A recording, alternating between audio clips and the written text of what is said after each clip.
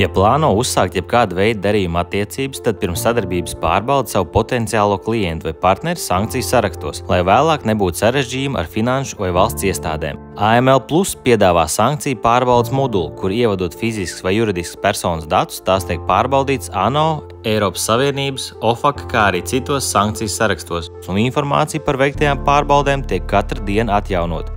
Papildus, ja tev zināms personas kods, tad sistēma veic pārbaudu uz sakritību ar statusu politiski nozīmīga persona vai riska persona. Lai to izdarītu, ej uz sadaļu sankcijas un spied pārbaudīt klientu. Ievadi datus, kuri tev pieejami un spied pārbaudīt. Tālāk sarakstā parādīsies šīs personas ankete. Apskata, vai ir konstatēta kāda sakritība un kādas izpētes pasākums nepieciešams veikt. Ja sakritība ir konstatēta, pie šīs personas parādīsies poga sāk pārbaudi. Spied uz tās, izvērtē uzrādītos datus un atzīmē, ja sakritība ar sankciju sarakstu ir patiesa vai nepatiesa.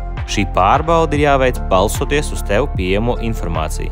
Ja sakritība ir patiesa, sakrīt pārbaudāmās personas dati, tad nepieciešams izvērtēt, vai jūsu gadījumā sadarbība atbilstoši sankciju ierobežojumiem tiešām ir aizliegta. To var izdarīt patstāvīgi vai arī palīdzēt mūsu speciālisti.